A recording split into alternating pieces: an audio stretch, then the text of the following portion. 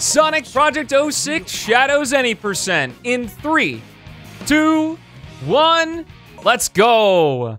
So the rules for this category are as follows. We need to complete all 9 of Shadow's stages in his campaign in Project 06 in any order that we want. I'm going to be going in the list order from top to bottom, starting in Shadow's White Acropolis and ending in Rouge's Tropical Jungle. We are also able to complete the stages as fast as possible by any means necessary, and by any means we shall, because that includes New Game Plus. Anyway, talking a little bit about Shadow here, one of the abilities that he has regained from other games in the Sonic series is he actually has the ability to do the spin dash, which is not an ability that he had in the original game. Glad to see it back. Moving on here, we are going straight over to Rouge. While we won't be seeing many of her abilities that she has in Project 06 in this section, we will be seeing the fact that she can climb and also she can glide and also climb walls. I almost said glide walls, which doesn't make any sense. She also has her martial arts from Sonic Adventure 2, which you can see me use right there to drill right into that switch and visit Shadow. Why you? It's a request from the President. I didn't know that you were the agent who failed to infiltrate the location. Come on, don't underestimate Rouge the Bat. I got in successfully and got the treasure too. I was only a little slow getting out. All right, now that the comrades have met up here, we are going to complete Shadow's White Acropolis. Now, White Acropolis has a little bit of a different goal condition than most of the stages in 06, and by extension, Project 06. We have to actually destroy all 5 searchlights that are in this area, so I suppose we could make a safe escape via helicopter or something like that. I don't know. One little point of pride that I like to talk about every time I do one of these is that this searchlight route is a route I developed at the very beginning of the Shadow release that is still used in speedruns today, almost 2 years later. Gotta say, pretty big fan of that. But, yeah, that was White Acropolis. Got to see a little bit of Shadow, a little bit of Rouge. Of course, we're going to have plenty of time to cover the rest of their abilities as we continue through the game here. Moving on to Shadow's Kingdom Valley, we are going to be seeing the first of 3 vehicles that we are going to be playing as of the total 4 vehicles that there are in the game. This one being the hang glider.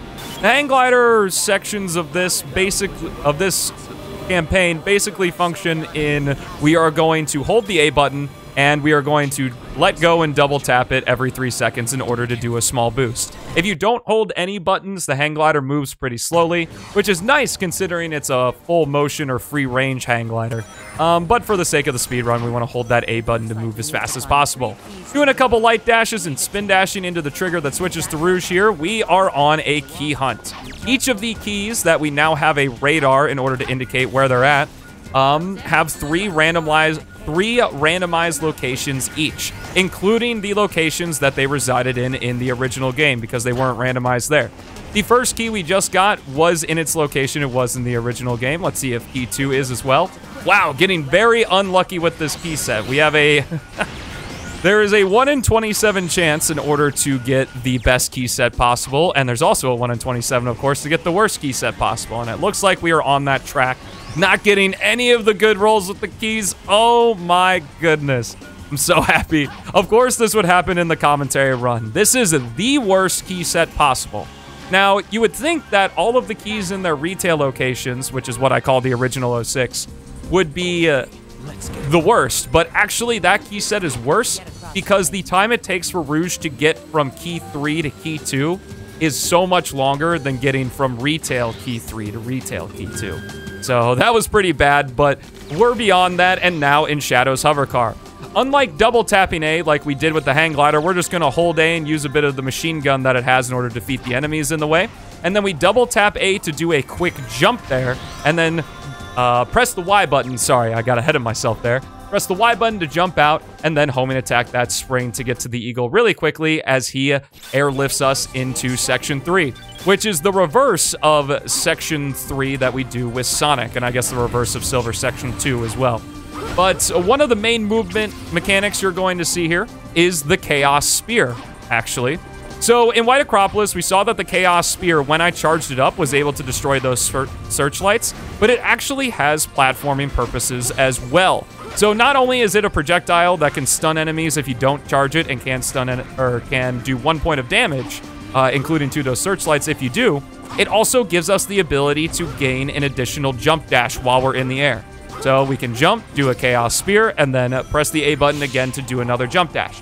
Combine that with the Legacy jump dash type that we can select in the customization options, and we got one pretty aerial-focused Shadow, honestly. The nice thing is that Legacy is a jump dash. As you can see here, it preserves direction, so we want to use it when going downward onto the ground in order to get some of that speed that it has and continue it into Shadow's running. However, as you can see right here, the Chaos Spear allows us to extend our jump dash. But what you saw me do right there was actually something a little bit different.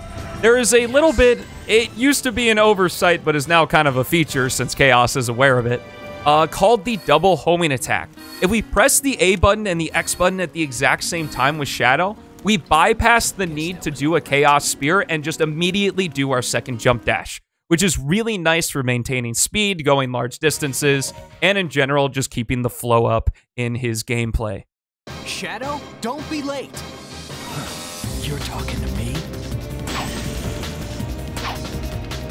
Showing the reverse interaction of Sonic and Shadow there compared to how we saw it in Sonic's story. Here we are in Crisis City.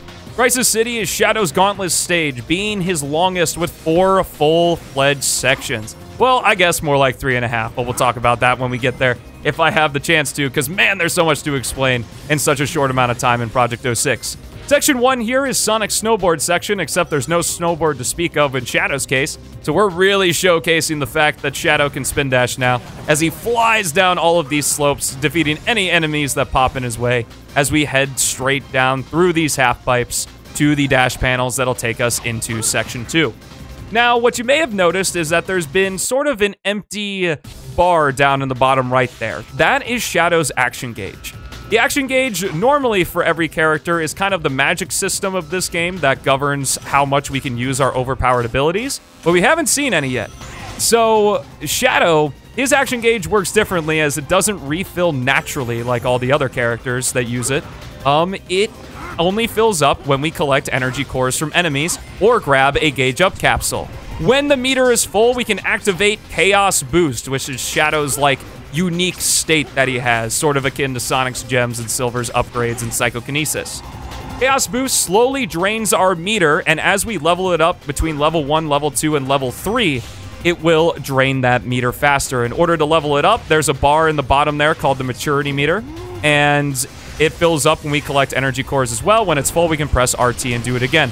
However, we only need level 1 here, because level 1, for platforming purposes, will extend our jump dash, which will allow us to do something like this.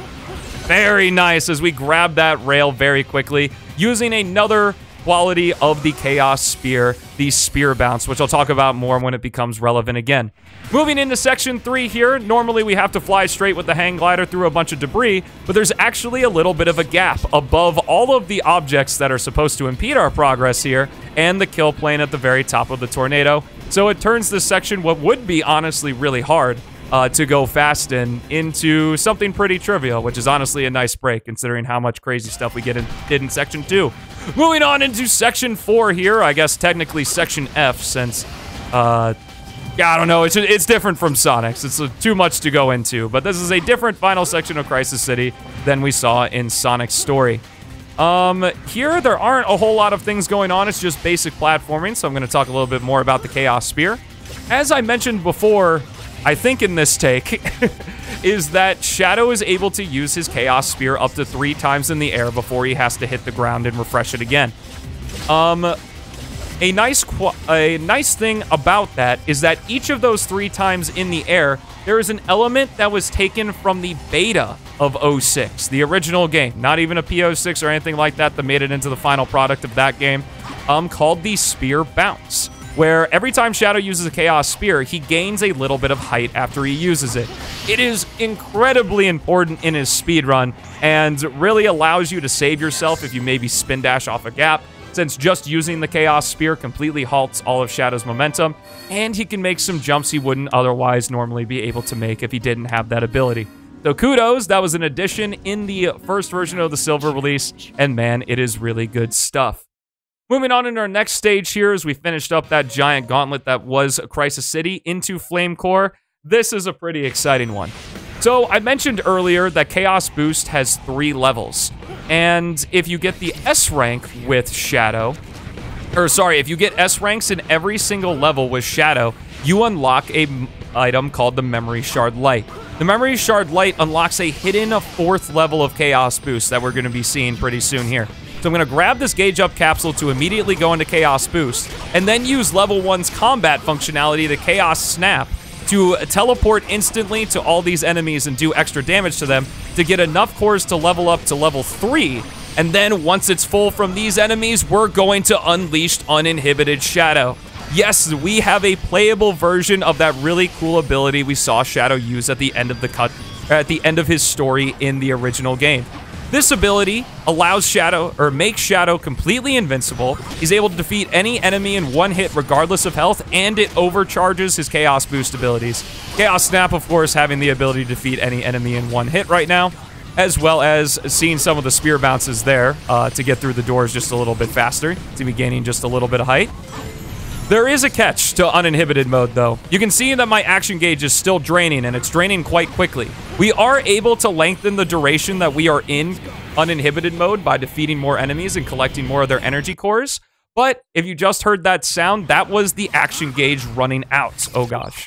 Go ahead and reset here. Sometimes you have to do it if you miss the rail there. But uninhibited mode, if you run out under normal circumstances, if you run out of action gauge, will have a 6-second cooldown as Shadow collects his strength and continues to go on, considering that uninhibited mode is him releasing his full power, kind of like how it worked in Sonic X. However, if you are in any sort of automation, be that springs, jump panels, whatever, when it runs out, as well as being on rails, the 6-second penalty will not occur, which is really, really nice, which is why we time out the route there and kill the enemies that we do outside of the required ones in order for it to run out while we are flying into the volcano into Section 2. Switching back over to Rouge here, we're not seeing any new abilities with her. We are just trying to hit 5 of these glowy orbs in order to open a door. A cool thing about the drill drive is if you land on the ground or use it and hit the ground, a giant shockwave erupts around it, which is pretty nice for hitting those orbs without having to glide into them, because sometimes they can be a little finicky if you do it that way. Hitting this spring here, and I'm going to be doing what I call a cage dash, where we use the bottom slope of those energy cages in order to gain a bunch of height, use some spear bounces in order to get in range of homing attacking that enemy, avoid those fire pillars, and hit the goal ring. Pretty decent run of Flame Core, especially considering a little bit of a slip up there in Section 2. After we switch back to Shadow from Rouge. My goodness, we are zooming through this story, even though we are just past the gauntlet stage. Oh my god, it's so kinetic. It's so kinetic. And we haven't even seen the rest of Shadow's abilities that make him the combat-centric character that Sonic Team originally intended him to be, as we continue on into Radical Train. Radical Train, not too terribly interesting of a stage for Shadow. It's a pretty linear gauntlet, where the only real interesting thing we have to do is destroy Eggman's train at these different checkpoints. A fun little thing we can do is we can stand on the tracks here with Shadow, and Eggman's gonna run us over with the train, but thankfully we can use Shadow's Tornado Kick to destroy it very quickly and move on with the rest of the level. I'll talk more about the Tornado Kick in the next stage because it uses it heavily. So here we're just going to be doing some spin dashes and some jump dashes and some homing attacks in order to zoom past here, using the Badnik Bounce off of that invisible enemy there. The Badnik Bounce has returned as a feature in Project 06 because I know it's in like the boost games and stuff, but it's not nearly as good there as it is here. And it also kind of is in the previous adventure titles, but even then it's not as good as it is here. It's very fun to use the Badnik Bounce in this game and get a bunch of height off of jumping off those enemies, where in the original 06 it wasn't even possible to jump into enemies there. Grab that Gauge Up capsule at the very end of Section 1 in order to have full gauge for Section 2 here, as we see the third and final one of Shadow's vehicles that we are going to be seeing in the story. We'll be seeing the other 2 later, but this is the final unique one, the bike. So the bike is pretty quick, and you can actually boost with it every 2 seconds, but because this train rubber bands depending on how fast you're going, we actually don't want to boost. But a nice little thing you're seeing is that if I enter Chaos Boost and am in Chaos Boost while riding a vehicle, I actually get infinite ammo, which is a pretty cool nod to Shadow the Hedgehog, the 2005 game, where if Shadow's chaos meters were filled either on the good side or the bad side, you had infinite ammo for your weapons, which was really neat. Plus, we get to see Shadow in his chaos boost form in the results screen. Pretty darn tight. Moving on into Aquatic Base here, where we are going to absolutely decimate all these enemies with the Tornado Kick. So, Shadow in the Shadow release of Project 06, as well as in the original game, had a spin kick that was identical to Sonic's when he moves. But what Chaos decided to do is take this move, the Tornado Kick, which originally was only able to be used when Shadow was standing still, and made it mobile. How the hitbox works is that as you press the B button, the kick gets larger and larger, and there's a sphere around it that expands greater and greater and deals constant damage to any enemy that is within it, which is really, really nice for those worms. The purple worms in this game have the most health out of any enemy, and you just saw Shadow absolutely destroy them, which was really cool. Playing a little bit of Silver here. I have an entire commentary video on Silver, so be sure to check it out if you're interested in what he can do. Not a very interesting section with him, and it's over by the time I finished explaining what I did in the previous section. Gotta love speedrunning commentary. It just kind of works like that sometimes. What I'm going to do is I'm going to set up, also seeing the Tornado Kick in full force again here, just absolutely obliterating every enemy in its path. It's so good. I'm actually setting up to transform into uninhibited mode here. I don't want to transform immediately because uninhibited mode drains meter so fast, whereas level 3, it still drains it a decent amount, but it's not nearly as quick as uninhibited mode. So I'm going to hold level 3 here and get as many energy cores as possible to have as much action gauge as possible when I actually end up popping the transformation into uninhibited mode. In order to transform into uninhibited mode with Shadow and subsequently ESP mode with Silver, is that once you meet the threshold on your maturity meter, you are actually able to, now the enemy's not playing very nice there, you hold D-pad up and you press the RT button. You don't just press RT or anything to transform into them. I'm gonna be quiet because this section is really freaking cool.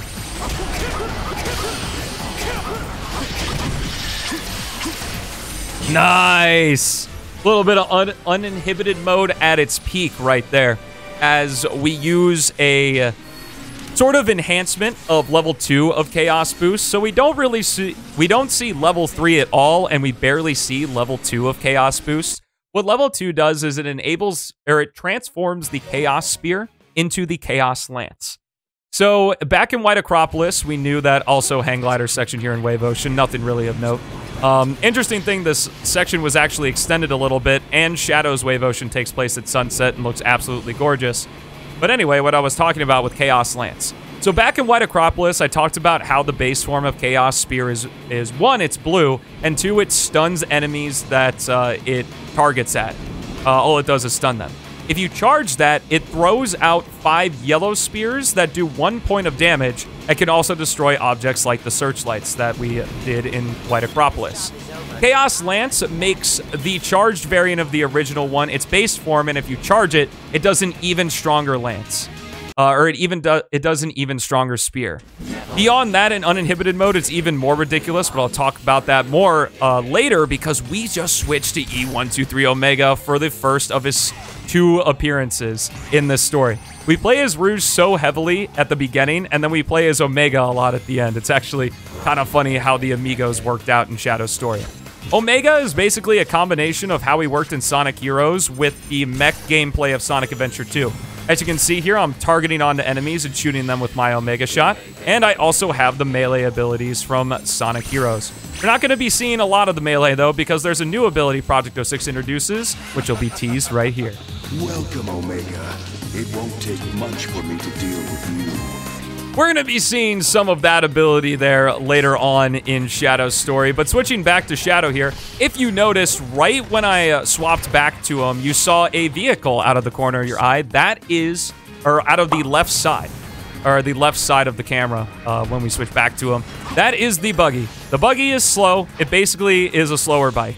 And we have to use the bike in Radical Train in order to defeat the train, because Shadow can't catch up to it normally because rubber banding.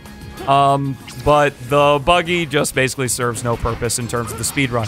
Very cool bit of platforming here. Shoutouts to Reverie, who found this kind of way through Wave Ocean. Saying hello to my favorite Titan. I call him Dave because he helps us across that gap using a quick Badnik bounce. to get us over that water, and switching back into the hover car as we just avoid a few platforms and a couple obstacles before we eventually reach the end of Wave Ocean here. If you look up and to your left, you can actually see a model of Rouge standing there as well. So even though we don't play as her, she still made it to the end where we meet up with Omega and finally take down Mephiles.